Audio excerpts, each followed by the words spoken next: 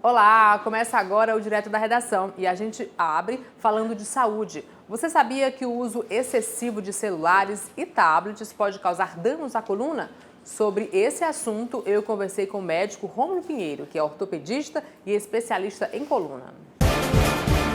Muito bem-vindo ao Direto da Redação. A gente sabe que o uso do celular e do tablet está cada dia mais comum, todo mundo está usando sempre esses aparelhos. Que problemas o uso desordenado, o uso excessivo desses aparelhos podem causar? O uso excessivo de tablets, principalmente por postura inadequada, pode levar a problemas desde lesões mais simples a lesões mais complexas na coluna. Por exemplo, hérnia de disco pode ser ocasionado justamente por um problema na má postura na cervical.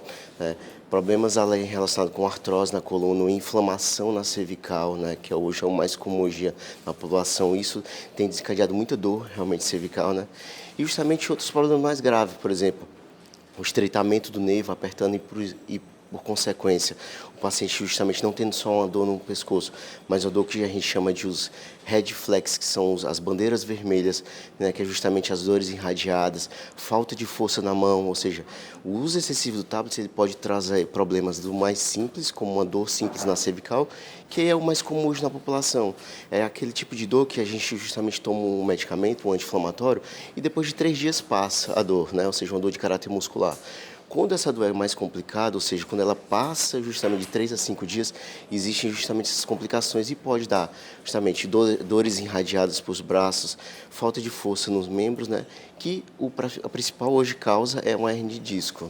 Doutor, existe até uma síndrome, que o uso excessivo de celular, de tablet, ela causa. Que síndrome é essa? Essa é uma síndrome test neck, justamente a síndrome do pescoço irritado ou longo. Existem várias denominações de tradução via português, mas qual o significado dela? É justamente o uso excessivo de tablets e smartphone, que tem provocado problemas na cervical. Essa síndrome ela foi muito bem documentada por artigos internacionais publicados na Espanha, por exemplo, que ele documentou, inclusive, que justamente se a gente, o ideal, qual a posição ideal justamente hoje para a gente usar tablet e smartphone? É o ideal que a gente, pelo menos, tenha uma flexão da nossa cervical, do nosso pescoço, aproximadamente de 30 a 45 graus, é como uma medida protetiva, na verdade. Quando ocorre uma angulação acima de 60 graus, ocorre uma sobrecarga significativa na cervical, e isso faz com que justamente tenha problemas na cervical e levando a lesões. Por exemplo, se a gente vai dessa angulação de 45 graus até uma excessiva, 60 graus, o que isso pode provocar? Um efeito de gravidade 3 vezes maior do que o peso normal na nossa cabeça, ou seja, uma sobrecarga maior, levando, por exemplo, a uma hernia de disco e um problema grave na cervical. Quais os principais sintomas, doutor? O principal sintoma é a dor cervical localizada, especificamente. É o mais comum hoje, que inclusive é a forma de rotina do nosso consultório. Ou seja, quando ocorre realmente os sinais de alarme é o quê? Quando aquela dor, justamente, ela não fica só localizada, ela vai para uma dor irradiada. Aquele paciente que chega no consultório e tem uma dor justamente irradiada para o braço, formigamento nos dedos, que a gente chama de parestesia, falta de força na mão, dificuldade para marcha, que a gente chama de marcha mielopática, que tem justamente algum cometimento na cervical. Esses são os sinais mais graves que justamente uma simples má postura associada com essa síndrome pode levar no nosso dia a dia e levando às consequências graves, inclusive. E como é que acontece o tratamento? O tratamento ele é dividido da seguinte forma, eu gosto até de explicar isso no consultório para ficar de forma mais didática. 90% do problema na cervical ele é de tratamento clínico, ou seja, é uma notícia boa. 90% dos casos são resolvidos de tratamento não cirúrgico hoje em dia, ou seja, é um tratamento que envolve 2 etapas, na verdade. A primeira etapa é tirar essa fase inflamatória. Se existe dor na cervical, justamente é porque está inflamado a coluna. A gente tira primeiro o paciente dessa fase inflamatória através de uso de medicamentos, às vezes justamente medicamentos, inclusive até locais mesmo, através de a gente chama de filtrações, bloqueios seletivos na coluna, e depois a gente caminha o paciente para a reabilitação física, que no caso seria o acompanhamento fundamental através de fisioterapia, pilates e RPG. Quando o paciente não melhora dos sintomas, tem dor realmente recorrente, tem sinais de alerta que não melhora com o tratamento clínico, ou seja, aquele paciente que está na faixa dos 10%, é um paciente de tratamento cirúrgico. Hoje em dia, a tecnologia, o avanço da medicina mudou muito o tratamento cirúrgico da coluna. Hoje em dia, o tratamento mais moderno que hoje existe em tratamento de hernia disco cervical é um tratamento através de um procedimento chamado endoscopia de coluna, que através de uma incisão menor que 1 centímetro, né, a gente consegue resolver todo o problema do paciente e com alta precoce e evitando complicações antigamente que eram muito comuns no dia a dia. Ou seja, o tratamento ele ficou mais moderno e assim a gente dividindo faz com que realmente o paciente tenha uma melhora significativa. E como é que a gente pode fazer para evitar esses problemas? O grande detalhe aí, justamente para evitar, é justamente a postura, né, que eu expliquei inicialmente, mas outro detalhe, atividade física é fundamental. Por exemplo, né, um paciente que tem uma coluna fortalecida, né, justamente ele não tem dor, né, e ele consegue ter uma medida protetiva, ou seja, o sedentarismo hoje é uma das principais causas de problemas na coluna, ou seja, se o paciente tem uma atividade física, fortalece a coluna, ele protege a coluna, né, ou seja, esse é um tratamento fundamental aliado com uma postura adequada. Doutor, para as crianças, os cuidados são os mesmos, as recomendações são as mesmas, os prejuízos, porque eu acredito que os prejuízos sejam bem maiores, né? Porque a criança ainda não desenvolveu por completo. Qual a orientação para os pais? É fundamental isso, porque justamente a criança ela está ainda em maturidade esquelética, né? Ela não teve o crescimento ósseo ainda estruturado. Normalmente ela lá para os 13 a 14 anos ela começa isso. E a principal justamente causa desse desequilíbrio justamente são as escolioses associadas, que são as deformidades mais comuns na criança, né? Ou seja, a má postura pode levar dores na coluna, na cervical, né?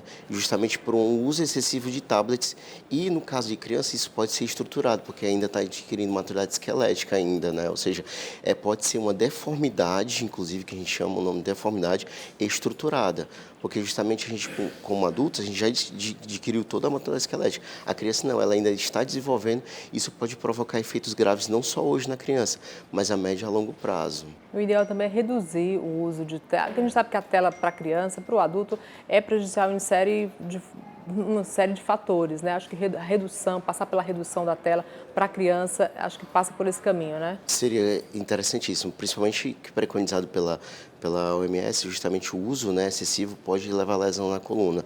E o ideal, né, preconizado isso pelas sociedades internacionais e nacionais de coluna, é que não se passe por mais que 50 minutos o uso excessivo de tablets, ou seja, depois de 50 minutos, modifica a postura, dá uma alongada na coluna, dá uma andada, ou seja, a modificação e o tempo, justamente mais de 50 minutos, é o preconizado hoje em dia. Tá certo. Então, só para a gente encerrar, quando é que eu sei que é hora de procurar um médico, procurar um especialista, que aquela dor não é uma dorzinha comum? Pronto. Se justamente você tem uma dor na coluna cervical localizada e ela justamente ela não melhora em 3 a 5 dias, né, é o ideal que procure um especialista em coluna, porque aquela dor ela não é de caráter só muscular, ela tem um caráter neurológico.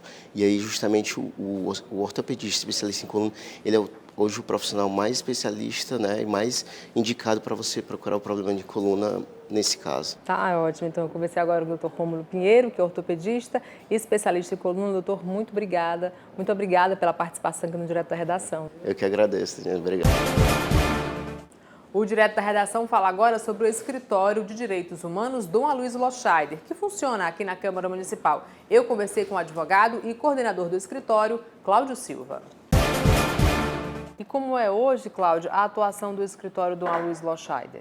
Então, o Escritório de Direitos Humanos Dom Aloysio Loscheider é um serviço da Câmara de Fortaleza de orientação jurídica e de acompanhamento de demandas a violações aos direitos humanos.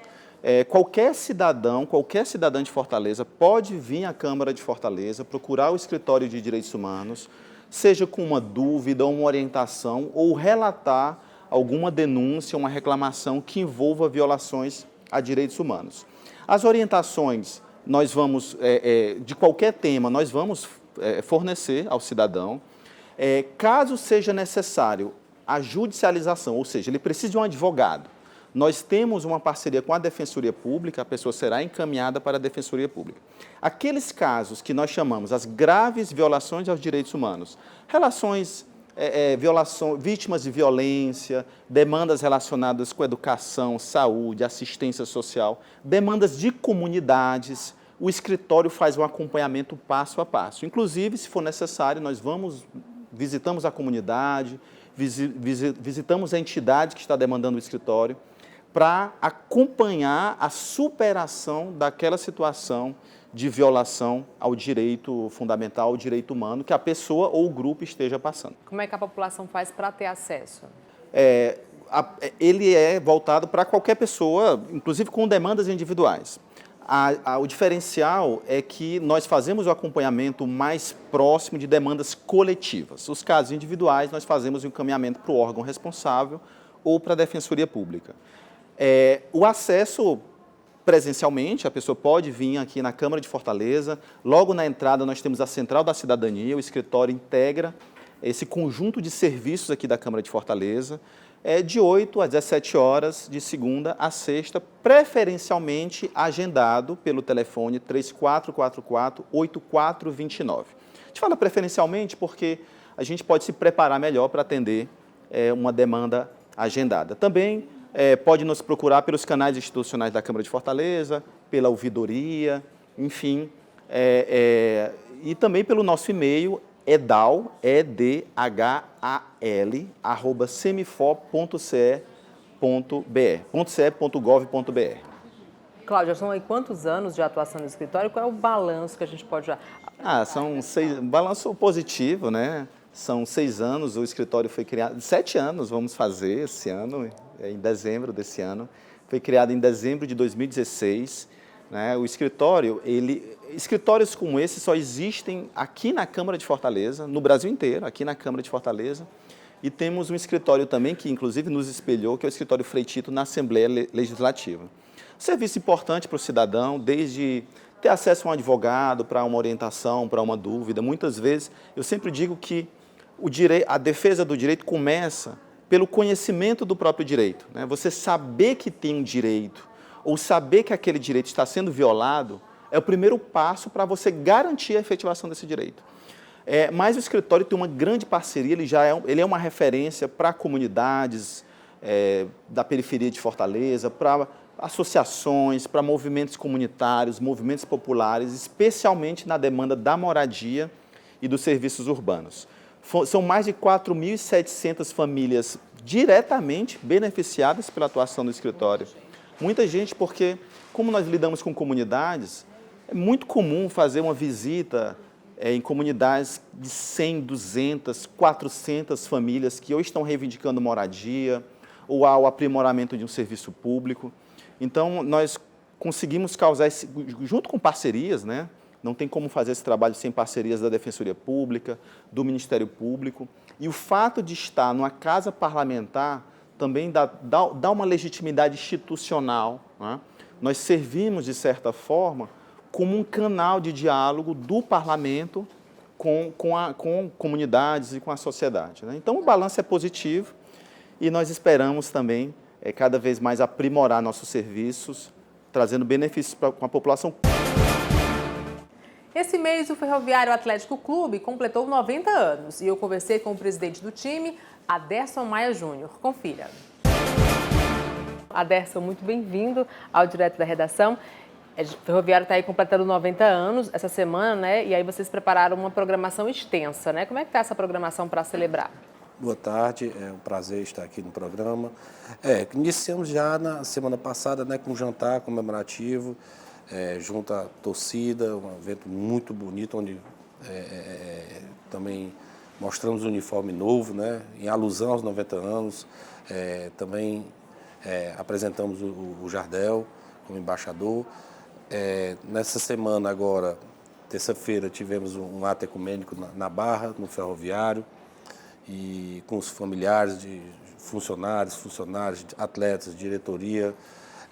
À noite, uma queima de fogos.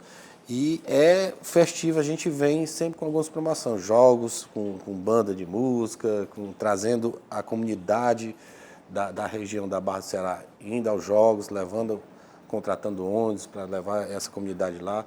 O domingo foi um sucesso absoluto, tivemos quase 1.000 pessoas carentes da comunidade que nunca tinham ido para o estádio de futebol, foram para o Presidente Vargas e nos ajudou a vitória de domingo. Presidente, qual a avaliação que o senhor faz desse momento, do atual momento aí do Ferroviário? É positiva, né? Tivemos nesse primeiro trimestre um saldo positivo com as metas que a gente tinha colocado, foram conquistadas. o acesso a passar de fase da Copa do Brasil, uma boa campanha no Campeonato Cearense, que é muito difícil, as pessoas acham o futebol cearense está muito forte nacionalmente. E também a Copa do Nordeste, que a gente conquistou até a fase classificatória, nós chegamos à classificação de forma invicta, né? E agora o foco no nosso objetivo principal, que é o acesso à Série C, retorno do Ferroviário à Série C, que infelizmente ano passado, na gestão anterior, houve um decesso, né? E nós estamos aqui embutidos para trazer o Ferroviário de volta na Série C, com foco futuro, já almejando a Série B, mas inicialmente passo a passo. Para esse ano tem um uniforme novo, como é que foi pensado esse uniforme? O uniforme é em alusão aos 90 anos. A gente tentou buscar, isso foi a diretoria de marketing, né, que criou, trazer o uniforme, o primeiro uniforme do Ferroviário, característica do primeiro uniforme do Ferroviário, junto ao primeiro escudo do Ferroviário. E apesar de não ter sido em datas distintas, o uniforme foi criado no Ferroviário em 1933, ficou até 1938, e o primeiro escudo não tinha escudo, né? O primeiro escudo foi em 40 e 41. Então nós juntamos um com o outro, né?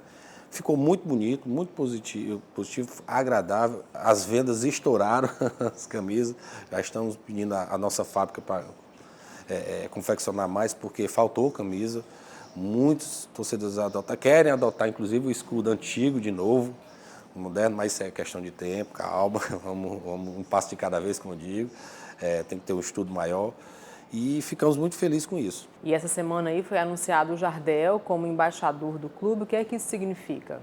O papel do embaixador é oficializar ele como uma pessoa do clube. Ele viaja muito, é muito querido mundialmente, ele, em Portugal, na Turquia, na Arábia também, ele já teve muito, fora aqui no Brasil, Rio Grande do Sul, Rio de Janeiro, né, ele é muito conhecido. E a busca dele é oficializar o nome do Ferroviário fora e buscar parcerias de investidores. Esse é o papel dele, fazer esse trabalho como embaixador, né, o nome já diz, embaixador faz, né, buscar esses recursos fora. Está viajando agora recentemente para a Arábia, já vai se encontrar com o Cristiano Ronaldo, até ele me disse ontem, vai levar uma blusa do Ferroviário, e esse é o papel dele, de tentar agregar as pessoas do mundo, da comunidade esportiva, tentar trazer nosso investimento para o nosso lado. Como é que está a preparação aí para a Série D do Brasileirão? Foco total, tivemos domingo agora passado, né, o primeiro jogo, vitória nossa, né, mas demonstrando claramente que a Série D é difícil, não é um campeonato fácil, mas sempre focado no nosso objetivo. O trabalho que está sendo feito, o maior desafio foi segurar o time, o elenco que nós montamos no primeiro trimestre, né, porque foi muito sondado os jogadores, perdemos só um jogador, que foi o Eric Pupo do Ceará. Foi comprado, mas mesmo assim o Ferroviário ainda ficou com os direitos econômicos, ou seja, o Ferroviário não saiu perdendo em nada, porque ficou com parte dos direitos econômicos do atleta. E agora reforçando o time de forma... Estou tentando trazer mais gente. E nesse momento, iniciando o processo, que a gente sabe que no decorrer do campeonato vai precisar de uma ou outra peça, e a gente está preparado para isso. E as categorias de base, como é que estão? Categoria de base também iniciamos um projeto de dezembro, né? Que esse é o foco também que eu tenho em mente. Um clube de futebol precisa de base, o clube de futebol necessita de base até como um investimento do clube, é médio e longo prazo. Muita gente acha assim, da dificuldade justamente porque não se faz base da noite para o dia, demora 4, 5 anos para ter o retorno, né? Mas nós estamos empenhados nisso. Hoje o Ferroviário eu posso garantir que na história talvez o maior investimento na base é hoje, que eu sempre digo, mas é pouco ainda, porque é o que nós temos a condição nesse momento, por isso que nós estamos buscando parcerias maiores com relação à base, para que daqui a 4, 5 anos o clube tenha a sua independência financeira, que é o nosso propósito maior, né? Deixar o clube profissionalmente e de forma independente financeiramente. Para a gente finalizar esse bate-papo, mandei uma mensagem para a torcida. Torcedor do Ferroviário, parabéns pelos 90 anos, a gente sabe que nós somos uma família. Eu vim da arquibancada, estava na arquibancada agora, eu estou como presidente, espero mais na frente ter essa renovação, o torcedor do Ferroviário tem que manter essa renovação. O Ferroviário está de portas abertas para todo mundo, para conhecer, para dar opiniões, criar opiniões, enfim. Parabéns pelos 90 anos e foco total no nosso acesso, que é o que todo mundo quer. Por hoje é só, muito obrigada pela companhia. Tchau, tchau.